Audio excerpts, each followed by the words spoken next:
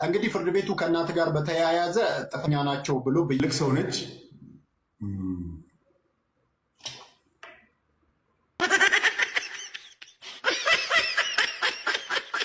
ቆይ ለምንድን ነው የማለፈኝ? እኔ ለመለካፍ ምን ያንሰኝ? ይሄንን ዜና እኔ ካልነገርኳችሁ ማንም የሚነግራችሁ አይመስለኝም። በቅጽል ስማቸው በረከት ገበሬዋ፣ በሙሉ ስማቸው በረከት ወርቁ አደራ የተባሉት ግለሰብ ባለፈው ቅዳሜ በቁጥጥር ስር ውለው ምርመራ የተደረገባቸው። በረከት ገበሬዋ መታሰር በዋሽንግተን ዲሲ የሚገኙት አምባሳደር ማብራሪያ ጠየቁም። በትግርኛ ሙዚቃ ዘፋኟ ዕውቋ ማህሌት ገብረ ጊዮርጊስ እንግዲህ ይሄ መስሏ እጅግ አነጋጋሪ ሆኗል እና በነገራችን ላይ ቪዲዮ የሰራችሁልኝ እግዚአብሔር ይማርሽ አይዞሽ ያላችሁኝ በአጠቃላይ ትግርኛ ሙዚቃ ዘፋኟ ዕውቋ ማህሌት ገብረ ጊዮርጊስ እንግዲህ ይሄ መስሏ እጅግ አነጋጋሪ ሆኗል። ማህሌት ገብረ ጊዮርጊስ እንግዲህ ስናቃት በእንደዚህ አይነት መልኩ ነበር። አሁን ያለችበት ሁኔታ ተብሎ እንግዲህ በስፋት እየተሰራጨ የሚገኘው ደግሞ ይሄ ፎቶ አለ። ማህሌት ገብረ ጊዮርጊስ እንግዲህ በትግርኛ በእጅግ ተወዳጅ ዘፋኝ፣ ብዙዎች የሚወዷት የሚያደንቋት ሙዚቀኛ ናት። አሁን አለችበት ተብሎ የተለቀቀው ፎቶ የቅርብ ይሁን የሩቅ ብዙም የተረጋገጠ መረጃ የለውም። ነገር ግን የአሁን ፎቶ የቅርብ ፎቶ ከሆነ በእንደዚህ አይነት ሁኔታ ውስጥም ካለች እጅግ አሳዛኝ ነው የሚሆነው። ምን አጋጥሟት ይሆን? መረጃውን እንዳገኘን ወደ እናንተ የምናደርስ ነው የሚሆነው። ለማንኛውም ይህ መረጃ ሌሎችን ሼር ማድረጋችሁ እንዳትረሱ። አዲስ ሆናችሁ ፎሎ አድርጉ። መልካም ቀን። እሺ እንግዲህ ጋይስ በጣም ይቅርታ ማጥፋት አለብኝ። ሶሪ ጋይስ። ባይ ዘ ዌይ እነ ጆን ዳንኤል ጥፋተኛ ሆነው ተገኝቷል። ናዩ ደግሞ ድጋሚ ትታሰር ተብላለች። ለህዳር 18 ደግሞ የመጨረሻ ውሳኔ ይወሰንላቸዋል ማለት ነው። እና ይሄ ሁሉ ችግር ይሄ ሁሉ ጣጣ የመጣው ከፕሌን ውረዱ ሲባሉ አንወርድም በማለታቸው ነው። በቃ ሲታዘዙ አንታዘዝም በማለታቸው ይሄ ሁሉ ችግር ደረሰባቸው ማለት ነው። እና አዶናይ ማቹርድ መሆኑ አስተዋይ መሆኑ የምናውቀው በዚህ ነው። የዛኔ የሩጫው ጊዜ የአረንጓዴ ቢጫ ቀይ አጥፋ ሲሉት በምን ይሁን ምክንያት ማለት ነው አጥፋ ብለው ሲያዙት ምንድነው ያለው? እሺ ብሎ አጠፋ። ገብታችኋል? የዛኔ አላጠፋም ብሎ የሆነ ግርግር ምናምን ቢፈጥር ኖሮ በቃ የሚደርስበት ሌላ ነገር ሊሆን ይችላል። ገብታችኋል? እና ትክክለኛ ውሳኔ ነው የወሰነው። በቃ አጥፋ ሲሉት አጠፋ። ምንም በቃ ከዛ በኋላ ላይፉን ቀጠለ፣ ኖርማል ሆነ ማለት ነው። እና ይሄ ጀዝባ እዮዳብ የሚባለው እንደዚህ አይነት ቪዲዮ እየሰራ ሙድ የሚይዘው ለምን አዶናይ እንደዚህ አይነት ድራማ ሰራ? ለምን ጓገጭ አላለም? ለምን ግርግር አልፈጠረም ነው በቃ። ምክንያቱም እንደዛ ቢያደርግ ኖሮ ይታሰራል። እነሱ ደግሞ ቲክቶኩ እንደ አዲስ ሊቆጣጠሩት ሰው አቴንሽን እነሱ ጋር እንዲያደርግ ምናምን የምፈልገው ግን ልጁ በእድሜ ትንሽ ቢሆንም ከናንተ ግን አስተዋይና ብልህ ነው። የሚያዋጣውን ነገር የሚያውቅ እንደናንተ ዝም ብሎ ቁጭ ብሎ ወሬውን ብቻ መፈትፈት በሚገባውን በማያገባውን ዝም ብሎ የሚገባ አይደለም። እናንተ ሄዱና እዛ ፈትፍቱ። ልጁ ግን ይስራበት። ወዳችኋለሁ። ፒስ ይመቻችሁ። ቲክቶከሮቹ በነ ጆን ዳንኤል ላይ ፍርድ ቤት ውሳኔ ሰጠም። በእስር ቤት የወለደችው ይዲዲያ ነጻነት ጥፋተኛ ተባለች። እነ ጆን ዳንኤልስ ዝርዝሩን በአጭሩ ላቀርብላችሁ። የኢትዮጵያ አየር መንገድ ወደ መቀሌ ሊያደርግ የነበረው በረራ በመሰረዙ ምክንያት በአውሮፕላን ውስጥ አምባጓሮ በመፍጠር ክስ የተመሰረተባቸው 6 ተከሳሾች ላይ ፍርድ ቤቱ ዛሬ ውሳኔ አስተላልፏል። በዚህ መሰረት በነ ዮሐንስ ዳንኤል የክስ መዝገብ ከተካተቱት መካከል 5ኛ ተከሳሽ ኤሌኒ ክንፈ በቀረበባት ክስ በበቂ ሁኔታ ራሷን በመከላከሏ ከክሱ ሙሉ በሙሉ በነፃ እንድትሰናበት ፍርድ ቤቱ ወስኗል። በሌላ በኩል 1ኛ ተከሳሽ ዮሐንስ ዳንኤል፣ አማኑኤል ሞጫም፣ ናትናኤል ወንደሰን፣ ኤልያስ ድሪባና ይዲዲያ ነጻነት አቃቢ ያቀረበባቸው የሰነድ የቪዲዮና የሰው ማስረጃዎች ማስተባበል ባለመቻላቸው ጥፋተኛ ተብሏል። በክስ ሂደቱ ላይ ነፍሰ ጡር የነበረችው 6ኛ ተከሳሽ ይዲዲያ ነጻነት ልጇን በማረሚያ ቤት መውለዷ ይታወቃል። ምንም እንኳን የጠቅላይ ፍርድ ቤት የዋስትና መብቷን አክብሮላት ከእስር ተለቃ ክሷን ስትከታተል የቆየች ቢሆንም ዛሬ በዋለው ችሎት ጥፋተኛ በመባሏት ተመልሷ ወደ ማረሚያ ቤት እንድትገባ ታዟል። የቤተሰብ ምንጮች ለዛሀበሻ እንደገለጹት ይዲዲያ ነጻነት ከ1ኛ ተከሳሽ ዮሐንስ ዳንኤል ጋር የፍቅር ግንኙነት የነበራት ሲሆን በማረሚያ ቤት የወለደችው የልጁ እናት ናት።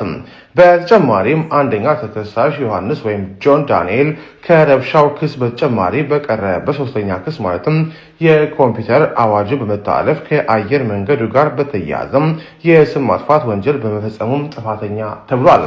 ኬሱ የተመሰረተው ነሐሴ 16 ቀን 2016 ዓ.ም በተከሰተ ክስተት መሆኑ ይታወቃል። ንብረትነቱ የኢትዮጵያ አየር መንገድ የሆነ አውሮፕላን ተሳፋሪዎችን አሳፍሮ ወደ መቀሌ ለመብረር የአየር ትራፊክ ፍቃድ መጠባበቅ ላይ እንዳለ በመጀመሪያ የአየር ሁኔታ መብረር እንደማይችል በመቀጠልም ከምሽቱ 4 ሰዓት ላይ የመቀሌ አየር ማረፊያ በመዘጋቱ በረራው ሙሉ በሙሉ መሰረዙን ለተሳፋሪዎች ተገልጾላቸው ነበር። ተከሳሾቹ ይሄን የአየር መንገዱን ውሳኔ ባለመቀበል በአውሮፕላን ውስጥ አምባጓሮ በመፍጠር ረብሻ አስነስተዋል በሚል አቃቤ ክስ መስቶባቸው ጉዳያቸው በፍርድ ቤት ተቆይቷል። ፍርድ ቤቱ ጥፋተኛ በተባሉት 5 ተከሳሾች ላይ አቃቤ የቅጣት አስተያየቱን፣ የተከሳሽ ጠበቆች ደግሞ የቅጣት ማቅለያቸውን እንዲያቀርቡ ለህዳር 18 ቀን 2018 ቀጠሮ መስጠቱን የፍርድ ቤት ዘጋቢዎቻችን ገልጸዋል። ይሄንን ዜና እኔ ካልነገርኳችሁ ማንም የሚነግራችሁ አይመስለኝም። በቅጽል ስማቸው በረከት ገበሬዋ፣ በሙሉ ስማቸው በረከት ወርቁ አደራ የተባሉት ግለሰብ ባለፈው ቅዳሜ በቁጥጥር ስር ውለው ምርመራ የተደረገባቸው ሰማችሁ። እንግዲህ እኚህ ግለሰብ በተለያዩ ጊዜ ስለሳቸው ባወጣሁት መረጃዎች ላይ እንትን ስል ነበር፣ ስሟገታት ነበረ። ትክክል አይደለም፣ የሌብነት ተግባር ውስጥ ነች ያለችው ብዬ በቀለም ትምህርት ቤት ጋር ያላት ሪሌሽንሺፕ አስመልክቼ በማንጋርድ ቴክኖሎጂ በአዲስ አበባ ተለጣፊ ሱቆች የተለያዩ ኦሮሚያ ኢንቨስትመንት ኮሚሽን ጋር አካባቢ ያላትን የማጭበርበርና ነገሮችን በትክክል ማጭበርበር የሚባለው በህግ አግባብ ነው መታየት ያለበት። እንደዚህ እያደረገች እንደነበረች ብቻ የስሟገታት ነበረ። ዛሬ ያ ሙግቴ ፍሬ አፍርቶ የሚመለከተው አካልም ሰምቶን ለምርመራ ትፈልጋለች ተብላ ተይዛለች ነው የምላችሁ ወገኖቼ።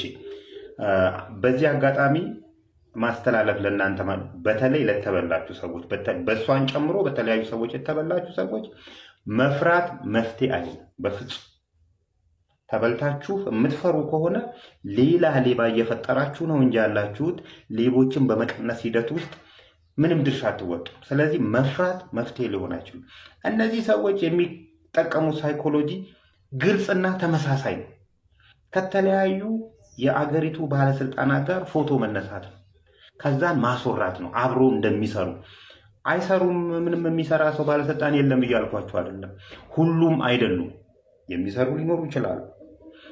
ትልልቆቹ ግን ከነሱ ጋር ጭራሽ አይገናኙም ነው የምላችሁ። ጭራሽ እነሱ እንደ ማስፈራሪያ የሚጠቀሙበት ነው። መጀመሪያ ሊያሰምጧችሁ ሲፈልጉ ከነዚህ ሰዎች ጋር አብረን ነው የምንሰራው አይነት ወሬ ያወሩላችኋል። ስለዚህ ታምኗችኋላችሁ። ከነዚህ ሰዎች ጋር አብረው እየሰሩ አያጭበረብረንም የሚል ስሜት ይኖራችኋል። የተአማኒነት እንትን ያመጣሉ። ካጭበረበሯችሁ በኋላ ደግሞ እንዳትጠይቁ ፍርሃት እንዲኖራችሁ እነዚህ ሰዎች አብረው ነው የሚሰሩትና ውልፍላለሁ ብትል ያጠናግሩሃል አይነት ሴንስ እንዲኖርህ ያደርጋሉ እንጂ ሌባ ይህን ያህል ጉልበት ኖሮን አያውቅም። አደራ የምላችሁ ነገር ግን ፍራቻ በምንም አይነት መልኩ መፍትሄ ሊሆን አይችልም። በዛ ላይ ተበልታችሁ መፍትሄ ሊሆን አይችልምና እንቀጥላለን፣ መቀጠል አለብን። ትንሽዬ ድርሻ ልናበረከት ይገባል። ሀገራችንን ከሌቦች በማጽዳት ሂደት ውስጥ ትንሽዬ ድርሻ ለሁላችንም የጋራ ጥቅም ስንል እነዚህ ሰዎች አንድ ቀን ገነው ይወጡለት፣ ከዚህ በላይ ገነው ይወጡለት፣ ፖለቲካውን ይዙታል፣ መንግስትን ይይዙታል፣ አገር አልባ ያደርጉናል። የራሳችንን ድርሻ እንወጣለን፣ እንታገላለን፣ ይቀጥላል።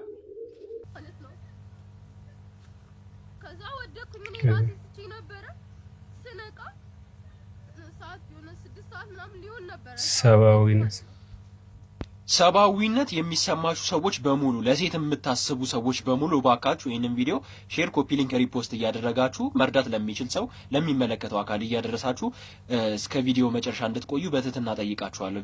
ቪዲዮ መስራት ከጀመርኩኝ ቲክቶክ መስራት ከጀመርኩኝ ጊዜ ጀምሮ እንደዚህ አይነት የሚያናድድም የሚያበሽቅም ቪዲዮ አይቼ አላውቅም። እንግዲህ እያለቀሰች እየተናገረች ያለችው እህታችን እንግዲህ ግፍ ተሰርቶባት ነው። እንግዲህ ሁለት ወንዶች እየጠጡ ነበር ምናምን ነገር ጠርሙስ ሰበሩባት ላይዋ ላይ ምናምን ነገር ራሷን ስታስብ ስትነሳ እንግዲህ የተሰበረባትንም ለወንበሩም ትከፍያለች ተብላ እንግዲህ ማናጀሩ ከዚህ በፊት ስታወራው ሂደክ ጠይቅልኝ እንግዲህ እየሰሙኝ አይደለም ምናምን ብላ ስትነግረው ሊሰሙት አልቻሉም። እና አንዳንድ ወንዶች ሴት ላይ ነው ወንድነታችሁን የምታሳዩት። ለምን ቆይ ከኛ ጋር ለምን መጣላት የምትፈልጉ ከሆነ ለምን ከወንድ ጋር ለምን አትጣሉም? እኔ አንዳንድ የሆቴል ባለቤቶች የግሮሰሪ ባለቤቶች ምናችሁን እንደሚያማችሁ ነው ጥያቄ የሚፈጥርብኝ ማለት ነው።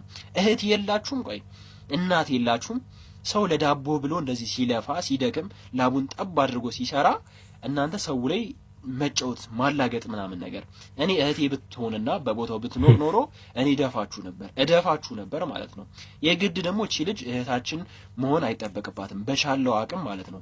አካውንት ቁጥሯን ኮሜንት ላይ አስቀምጥላችኋለሁ። ስክሪንሹቱን እየገባችሁ መርዳት በምትችሉት በአቅማችሁ ድምጽ መሆን በምትችሉት ድምጽ እንሆናል። እህታችንን ከጎኗ አንሁን እባካችሁ ልለምናችሁ።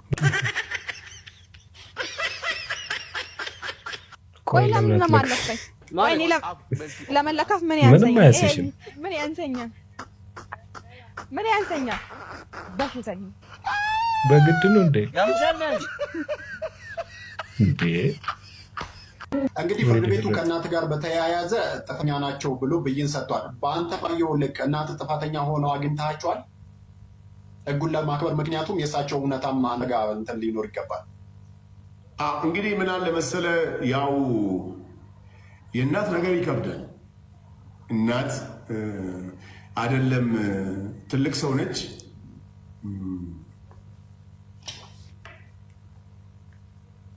አይዞ እንቀር ነው እንጂ ያ ይገባኛል። የእናት ነገር ትንሽ ከባድ ነው። መንሱሬ አምሶሪ ይህንን ጥያቄ ያው ግዴታ መጠየቅ ስላለብኝ ነው የምጠይቀው። ስሜታዊ ስላደረኩ በጣም ይቅርታ አድርግልኝ። የእናት ነገር ምን አለ እንደሚያሳሳ ይገባኛል፣ ወደ እንደሚያባባም ነገር ግን ደግሞ ክሊር መሆን ስላለበት ነው። ጀስት ዛሬ ስላገኘው ዝም ብዬ አደባብሼ ላልፍ ስላልፈለግኩ ነው። መንሱሬ በጣም ይቅርታ። ያሬዶ የበጎ ስራ ላይ መሰማራት በስመ አብ ሌላ ታሪክ። የእውነት እነዚህ ልጆች ጋር ሂጅ ያውቃለሁ። እኔም በጣም ደስ ይላል። ያሬድም ሄዶ ከነሱ ጋር አሳልፏል። ከቻላችሁ አድራሻቸው በጣም የሚታወቅ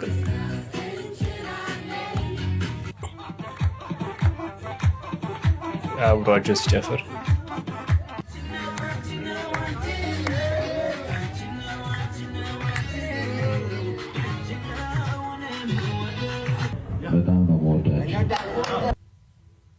ይቺ በምስሉ ላይ የምንመለከታት እጅግ በጣም የምንወዳትና የምናከብራት የትግረኛ ዘፈን አቀንቃኝ የሆነችው ማህሌት ገብረ ጊዮርጊስ ስትሆን አሁን ላይ በስፋት በሶሻል ሚዲያ እየተንቀሳቀሰ ያለው ፎቶ እጅግ በጣም አነጋጋሪ ሆኗል። እኔም ስለዚህ ለማጣራት ሞክሬ ነበር። ነገር ግን ምንም የታወቀ ነገር የለም። የድሮ ፎቶ ይሁን የአሁን ፎቶ ይሁን አሊያም ደግሞ ፎቶሾፕ ሊሆን ይችላል።